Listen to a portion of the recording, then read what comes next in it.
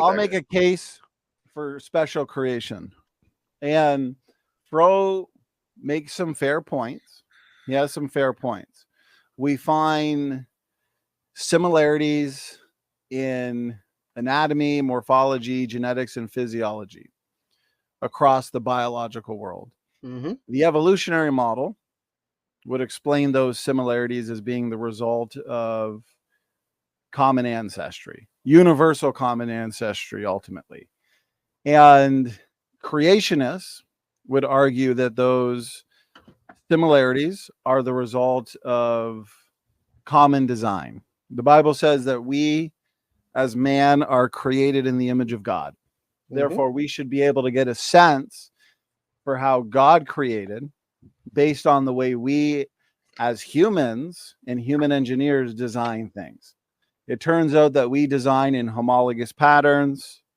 We design in nested hierarchical patterns. A sedan has a lot more in common with a hatchback than either do with a boat and an airplane. So you see a natural nested hierarchy within designed modes of transportation. So overall, the similarities that we see in the biological world, they are agnostic. They're what's called non-differentiating lines of evidence. What we need is a way to differentiate between the models. We need discriminatory data. And so that's where I argue that the differences make all the difference. And so both models, creation and evolution, can explain the similarities. One model is explaining it through common ancestry or common descent. The other model is explaining it through common design. Human engineers design in homologous patterns. Why shouldn't God? Makes sense. Okay, let's go. Let's move on to an argument that can actually help us answer or resolve this question. And so here's my argument, and I'd be curious to see how Fro responds. There's one of many discriminatory data points that precludes common descent. What I mean by precludes is it makes the common descent model impossible because it simply can't account for this data. And so this specific data point comes in the Y chromosome. And so the special creation model would suggest that God created Adam and Eve, humans, separate from any other form of life. That includes your great apes, like your chimpanzee, your bonobo, your orangutan, your gorilla. Okay. The common descent model argues that humans and chimpanzees go back to a common ancestor about 6 million years ago. Okay, let's test that. Because theistic evolutionism is dead in the water if the science simply isn't there. What's the point of reinterpreting or just interpreting in general the scriptures in a way that is supposed to be consistent with a science that is simply pseudoscience? Okay, so here's the argument. If you look on the screen here, if my screen is shared, let me go. Okay, so these are Y chromosomes. Y chromosomes of the great apes. Comes from the conventional literature. They have humans as great apes because the evolutionary model sees humans as human great apes and then chimpanzees as non-human great apes. So these are the Y chromosomes. It's uniparentally inherited DNA, meaning we get it from our fathers. I got my Y chromosome from my dad. It's passed down paternally. It's non-recombining. That means there's no genetic shuffling each generation because it's not biparentally inherited. So there's not two chromosomes that are lining up, okay? So it's less messy. It's passed down largely unchanged. And so it should be relatively more stable or easier to determine ancestry than if it was autosomal DNA where you have recombination every single generation, okay? So what do we find? Well, we find exactly what we would expect if the special creation model were true. So here's the human Y chromosome. Here's the chimpanzee Y. Let's stick with the chimpanzee since the chimpanzees are supposed closest cousin. Bonobos, actually. No, chimpanzees, they would say, is our closest cousin. But they would argue that chimpanzees and bonobos are related and go back to their own common ancestor. Chimpanzees, bonobos, right in here. So no, they would argue that chimpanzees are closest cousin. So the human Y chromosome, when you consider overall size differences, architecture, here's heterochromatin, euchromatin, it's all color coded. It's very nice and neat here. And so when you consider overall gene content, size differences, right off the bat, you can see the human Y and the chimpanzee Y are completely different. The chimpanzee Y is half the size of the human Y. Gene content's totally different. The heterochromatin is almost completely missing in the chimpanzee. So you can read the associated papers themselves and notice what they say. Their Y chromosomes differ enormously in size and gene content. Puzzlingly, in terms of shared genes and overall architecture, the human Y is more similar to the gorilla Y than to the chimpanzee Y. Well, there's a break in your so-called nested hierarchy. And they admit that the human Y and the chimpanzee Y are only half the size. Notice this. The chimpanzee Y is only half the size of the human Y. So you can see that all here in this visual. Okay. So the human Y and chimpanzee Y, they're only about 35 to 45 to 40% the same. That's nothing. They're nothing alike. So when I say the differences make all the difference, we both would explain the similarities. You due to common descent, me due to common design. But when we look at the differences, the evolutionary model, not, people living on this. The evolutionary model. I'm not done making the argument. I want to see you guys respond. The evolutionary model can't account. The evolutionary model can't account for such significant differences. Hey, can you stop interrupting, please? The evolutionary model can't account for these significant differences. So this, from the special creation starting point, makes sense, because from the separate ancestry model, we would say that humans are their own created kind. Chimpanzees and bonobos are their own created kind. Their Y chromosomes are very similar. Gorillas are their own created kind. They go back to their own common ancestor. And then your orangutan, same thing. Your different orangutan species, they go back to their own created kind. This fits the created kind model. Now, how does the evolutionary model? Here's the question. If humans and chimpanzees are related, and we should even entertain theistic evolutionism, how do you account for these massive differences in just 6 million years since the split? And I want a sophisticated mathematical model explaining this. I don't want rescue devices. I don't want just so stories, because sure, anybody can have a story. Well, but that doesn't make it science. Go ahead. The issue about that is, Donnie, unfortunately, I'm unable to do that, because what you're arguing here, which is scientific literature, is kind of outside of my area of expertise. Okay, you probably know more science than I do, because I'm studying philosophy. Yeah, but you said, but you said earlier that the evolutionary model has better explanatory power. I brought this up. Hey, Fro, hey, correct me if I'm wrong. I don't want to be aggressive. I brought this up to you going back about 1.5 years, roughly. Right. So in a year and a half, how come you haven't looked for an answer? If you're so devoted to theistic evolution, I'll tell you, I've debated PhD scientists on this exact question. And I have an article right here, okay, 2020, and they're still at the hypothesis stage.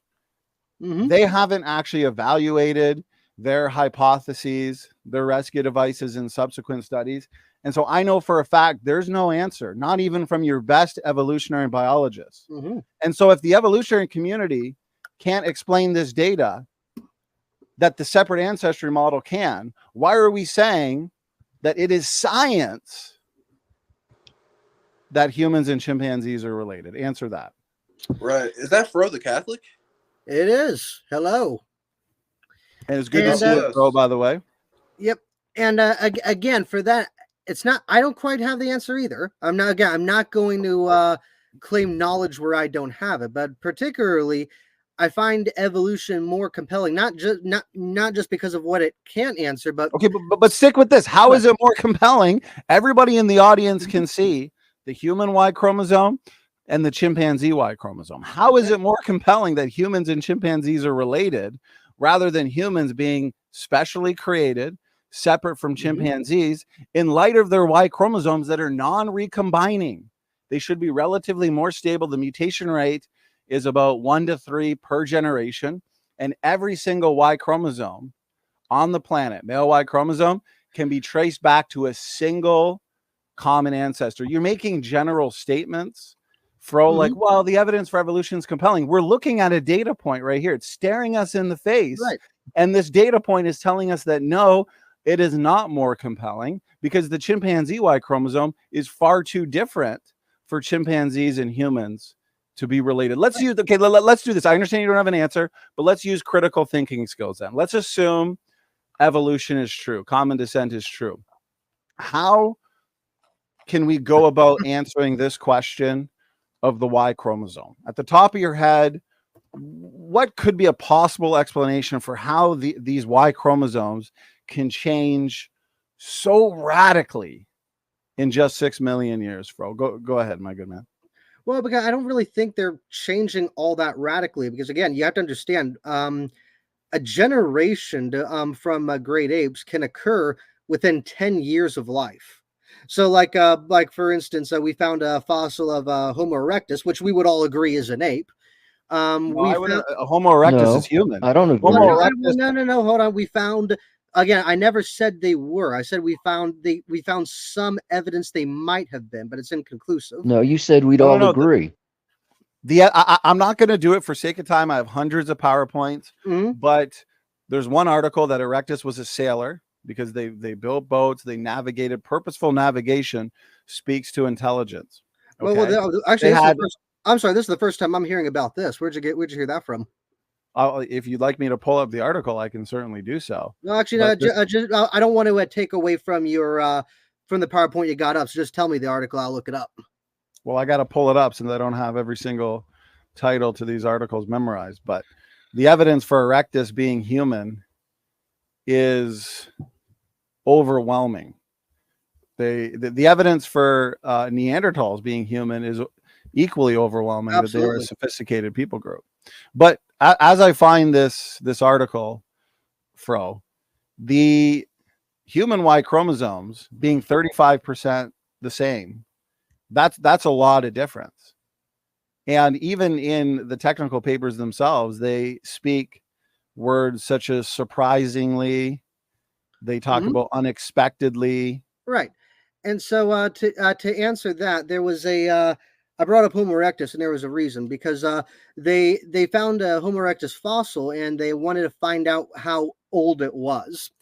And one of the ways they configured that was by looking at its teeth enamel, because typically our teeth are a lot like our skin, but somewhat of a more consistent data marker to determine age. And the reason being is because the older you get, the more layers of enamel you're gonna have, especially when you eat things. The enamel wears away and new growths have to be made. And so they estimated that when this specimen of Homo erectus died, it was 10 years old.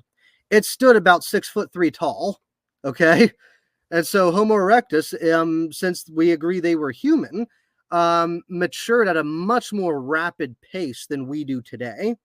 And so what ultimately this amount of change in 6 million years would be unsurprising if we understand that these individuals could be sexually mature by that age, as opposed to us, where it typically takes us between 12 to 16 years. Okay. But again, you'd be hard pressed to find a 12-year-old that's 6'3", right? And so the thing about it is, these kinds of changes can be explained. How is that going to change the Y chromosome? Half the size, gene content totally different, architecture completely different, heterochromatin basically missing in the chimpanzee line. And so if you look at the visual, you have humans and chimpanzees apparently going back 6 million years. So they split. Human lineage goes one way, chimpanzee lineage goes the other, eventually breaks up into bonobos. So within that time frame, all of the heterochromatin has to be lost. Half of the chromosome has to be lost. Entire chromosome rearrangement needs to occur. Okay. Yet evolution is more the most parsimonious answer would actually be that humans and chimpanzees aren't really. I want to show this. Notice this right from the conventional literature. This is the famous paper about the human and chimpanzee Y chromosomes. Notice this. Surprisingly, so it's not like this was predicted. The gold standard of science is making testable and falsifiable predictions, right? Well, this wasn't predicted. They admit, surprisingly, however, more than 30% of chimpanzee MSY, so a certain part of that Y chromosome sequence, has no homologous alignable counterpart. That means it won't even align to the human Y chromosome. I mean, this is exactly what we would expect if humans were created separate from chimpanzees. Right. And this was back in 2010. 2010, Fro. And look at this. 2020, my good man. They still admit that these hypotheses need to be evaluated in subsequent studies. That's 10 years plus another 4. That's 14 years. They still don't have a good answer. What do you think? Well, how about the fact, Donnie, on that paper I sent you about the human Y chromosome being fully sequenced, and that wasn't up until 2023, adding 41 protein pairs and millions of other base pairs that they didn't even know about. How much more does that take away from the comparison of the chimp Y chromosome and a human Y chromosome? Right. Well, right here, we're looking at head-to-head predictions, right, Fro? You would argue, according to theistic evolution and universal common descent, humans and chimpanzees are related. I would argue humans and chimpanzees aren't related. Adam and Eve were created separate from any other form of life. And so rather than arguing, are humans related to strawberries and banana plants, let's stay as close to home as possible. Let's pick the chimpanzee, which the evolutionary community argues is closely related, our closest cousin, today. And so if we can refute and show preclusionary data that suggests humans and chimps aren't related, then obviously, as a result, humans and strawberries can't be related. And here's the thing, though. Human Y chromosomes have extremely low variation, Fro. Me, you, praise, no matter what Y chromosomes you look at, very low genetic diversity. But yet the mutation rate is fast. A lot of mutations are accumulating every generation. So why don't we find extremely divergent Y chromosomes globally? And why is there such uniformity in human Y chromosomes? Then you bring in the chimpanzee Y chromosome, and they're completely different, matching creationist expectations. But a surprise to evolutionary scientists. Well, I'm not sure why it would be a surprise to them, because this is also one of the things that evolution predicts as well. Because right here, surprisingly. Well, I know they said that, Donnie. I'm not denying that. But like evolution itself, you wouldn't necessarily find that surprising. The reason being is because part of the, how I'll put it, the very mode of evolution is going to be the alteration of genes. Okay. Not an unrealistic amount of alteration in the genes. Well, that's a huge amount. Well, again, and again, that depends. Is it really unrealistic? It might be. How I'll put it. It might be faster than anticipated. It doesn't mean it's unrealistic. Okay, Fro, look at this. But again, this is not science. This is just, well, maybe this, maybe that, story time, imagination. Notice this. Puzzle. This is their own words. Puzzlingly, this is a puzzle to them in terms of shared genes and overall architecture. The human Y is more similar to the gorilla Y. That's a break in the nested hierarchy. That means your human Y chromosome and gorilla Y chromosome, they're more alike than either are to the chimpanzee Y chromosome. And notice what they say here. This is 2020, by the way. This is 10 years after the original paper. They're still puzzled. They're puzzled for 14 years. Notice this. It says, the percentage of gene families shared by these two chromosomes that split apparently 6 million years ago, pay close attention, is similar to that shared by human and what? Chicken autosomes that split more than 310 million years ago. That's how different. That's a lot of difference. Now, we can pretend to be an evolutionist and come up with rescue devices that are not tested, but that's pseudoscience. That doesn't belong in a science textbook. It's not empirical. Mm-hmm. Or we can go with the most parsimonious explanation that says, hey, the reason why the Y chromosomes are so immensely different is because humans and chimpanzees simply aren't related. Let me ask you this, Fro. Mm-hmm. Is it possible that the reason they're so different, is it possible that the reason is because they're not related? I guess that's a good question. I would say, that is possible, but like, I think plausibility might be more what we want to argue here for. Let me ask you another question. So right now, you're right. In about 10 years, they might not have an answer to this question. What if we make it to 2030 and they finally decode why that is? Does it make young Earth creationism still the most parsimonious explanation now? If they have a valid evolutionary reason as to why these mutations exist? It's an excellent question, and I'm glad you asked it. What that would mean is the Y chromosome argument is no longer a discriminatory line of evidence. It becomes agnostic. It's different according to the biblical creationists because they're not related. To the evolutionists, it's different because, and then whatever the explanation is that's tested in 10 years. Now it's agnostic. Now we got to go look to another way, like mutation accumulation or molecular clocks or linkage blocks. There's a number I could go to. So what you would have is just another agnostic line of evidence where both models can explain it. But currently, the evolutionary model can't explain it. Yep. And for this, again, without being particularly knowledgeable in this particular data point, Donnie, I'm willing to give you the win on this data point. Okay, because if it currently isn't explainable by modern science, then it's just not explainable, right? So the issue about it is, though, and I kept what you just brought up. Even if we can concede this data point to young Earth creationism, it doesn't mean young Earth creationism is capable of explaining other data points that we have equal access to that most definitely would be in the arena of evolution. Well, it would have, and that's a good point. It would have to be, and remember, we're talking about ancestry here. We're talking about theistic evolution because there's old Earth creationists that are intelligent design advocates like Casey Luskin, Stephen Meyer. There's many who would argue for separate ancestry, but believe in an old Earth. So when it comes to the ancestry question, the age of the Earth is not necessarily in question. It can be because the level of variation, I would argue, in terms of mutations and DNA differences only give us a few thousand years.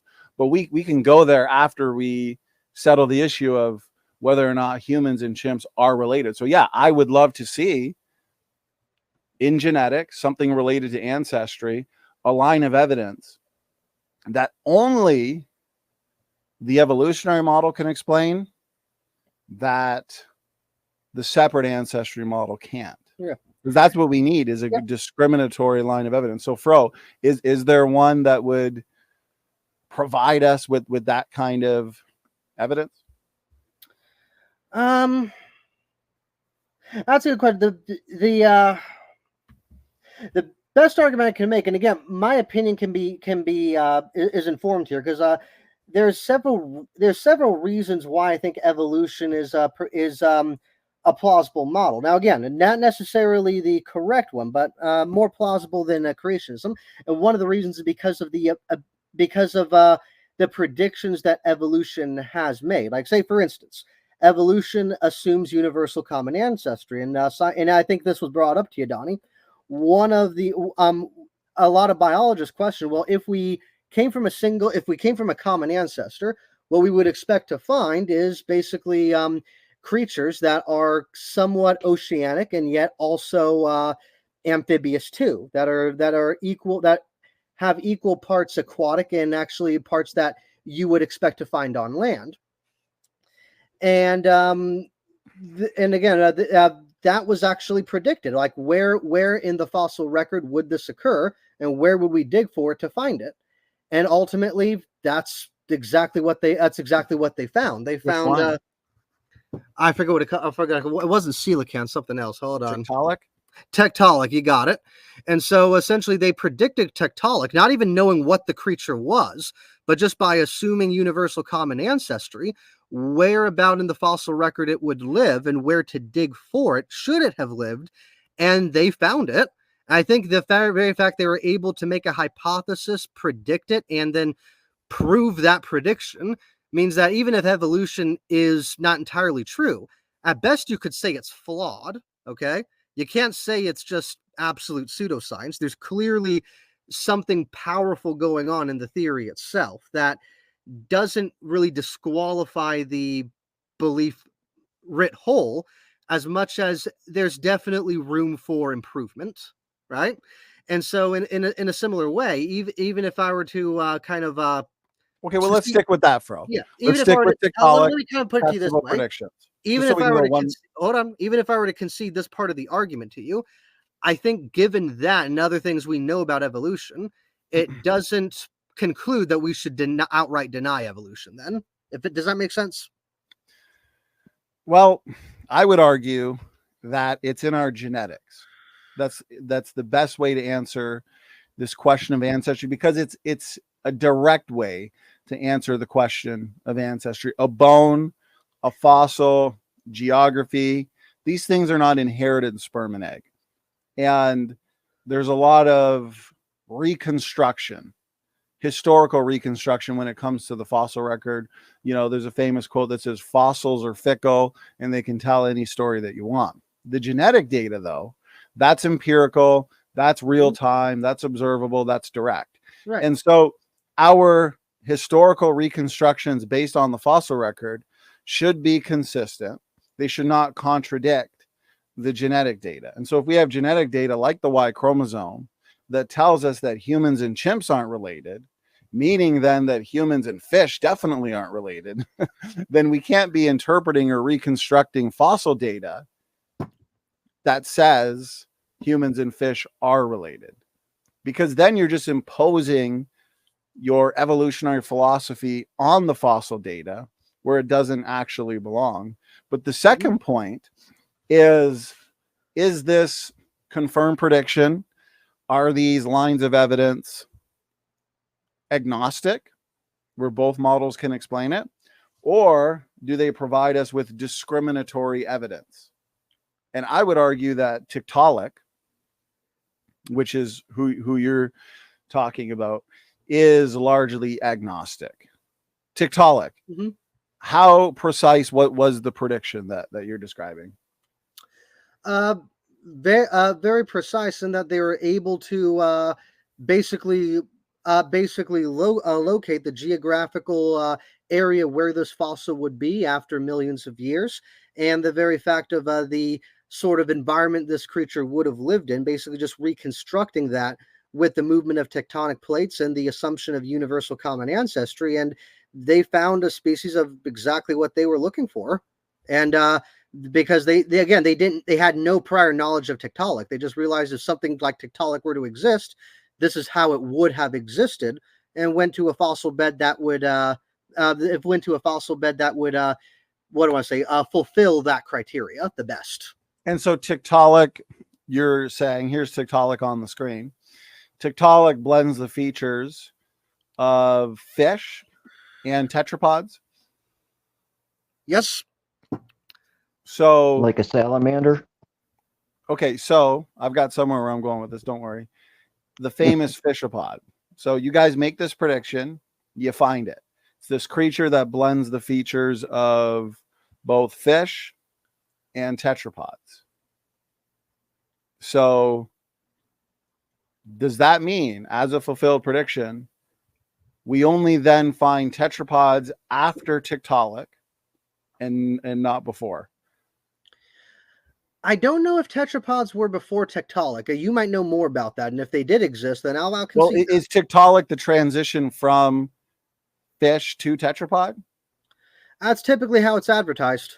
Okay, so therefore we shouldn't have true tetrapods before Tiktaalik then, if Tiktaalik is a representative or an example of the transitional form, evolving into tetrapods. If tetrapods did exist before Tiktaalik, they would most certainly be oceanic. Well, here's the thing. They made the prediction. They discovered Tiktaalik, but then years later, they discovered tetrapod foot tracks, true tetrapod foot tracks in rock layers in Poland that predate Tiktaalik by somewhere between 20 and 40 million years, according to the conventional timeline. And so I would argue that it's a failed, or at best for the evolutionists, an imprecise prediction. Well, again, that would kind of depend on whether or not where this fossil was found, because again, if these foot tracks were found in essentially oceanic layers, what we can say is that kind of oceanic tetrapods existed 20 million years before Tiktaalik, and probably made its footprints on low-lying coastal ground. Okay, but ultimately, like for instance, if these foot tracks are found in a rock layer that was not caused by the ocean, you actually would validate your point, because it would be rather strange for us to find tetrapods in a region of forest 20 million years before Tiktaalik. But if we were to find this, say, I don't know, in a riverbed 20 million years before Tiktaalik, that actually doesn't contradict the theory at all.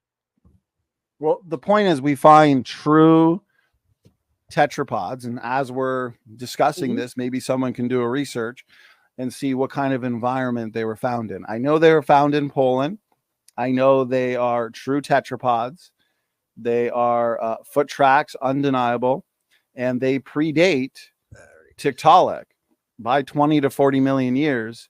And again, they were shocked. They were surprised. Oh, looks like we're going to have to rewrite evolutionary history. But the bigger point is the fact that, okay, as you can see here on the slide, we have some interesting mosaics. Archaeopteryx, Tiktaalik. We could talk about the mammal-like reptiles, like the therapsids or the synapsids. Okay, interesting creatures. I would argue, if evolution is true, we shouldn't be sitting here arguing all day about one or two interesting cases like Tiktaalik, like Archaeopteryx, like these mammal-like reptiles. There should be just millions of these examples all throughout the fossil record, since all of these different types within your biological kingdoms, like kingdom, phylum, class, order, family, genus, species, everything needs to be evolving into a new group essentially over millions of years. So we should just find an abundance of these transitional forms. We do find a few interesting mosaics, but I argue that this is agnostic largely, in the same way that homology and nested hierarchies are, because again, my hypothesis is we should be able to get a sense for how God designed the biological world based on the way we design things. And it turns out that we design interesting intermediates, interesting mosaics. A couple examples: the crossover SUV. Is a crossover SUV an SUV, or is it a van? No, it's something in between. But the thing is, it's not that the SUV is evolving into the van. It's that the van is a good design. The SUV is a good design. They both meet a general need. And so is your crossover. Look at this one in 1961, Amphicar. I mean, this guy's just cruising along in some car that's able to act as a boat. Somebody thought it'd be interesting to design. Yeah, but that is a sweet car. Yeah, imagine rolling up to work in that thing. And so the point is, yeah, God's created some interesting mosaics for functional purposes, in the same way that man has designed some interesting intermediate or mosaic forms. The best one that I like is the military amphibious assault vehicle. Why I like this one, Fro, is because it's very similar to Tiktaalik. As a tank is not good in the water, a boat's not good on land. And so what does the military design and invent? A military amphibious assault vehicle. Now, this vehicle is not all that good in just the water. It's not all that good just on land. It's perfect for the intermediate environment between sea and land. And again, this is for design purposes. We see the same thing in the biological world. And so the evolutionist looks to that data and argues that it supports their position. It's what they would expect. The creationists, the same thing. It fits the design hypothesis. And so now we have another agnostic line of evidence, as in it's not really doing anything to further the debate, since both models can generally account for it. Does that make sense, Fro? And feel free to speak to that. Yeah, no, that would yeah, that does make sense, actually. I can't find any particular flaw with that logic yet. That's why I'm not even going to sit here and say, hey, Tiktaalik, Archaeopteryx, your therapsids, right? There's an interesting group of creatures that you find in the fossil record called your mammal-like reptiles, where they literally blend the features of reptiles and mammals. Well, the evolutionary model says that creatures evolved from fish to amphibians to reptiles to mammals. Reptiles to mammals, you seem to have this in-between group, your therapsids. Okay, fine, interesting, right? I'm not going to say that that's not a line of evidence for evolution, but the thing is, can the creation model also explain it? And the answer is yes. And so we need to look to lines of evidence that discriminate or can help differentiate the models. And that's where I would look to the genetic data, the Y chromosome being one of them, because now we have a line of evidence that only one model can account for and the other can't. And so that would be preclusionary evidence. And I think that's where the debate needs to take place. Right. Rest. That's a good word for it. Yeah. Okay. Well, thank you for that, Donnie. That was very insightful. Thank you.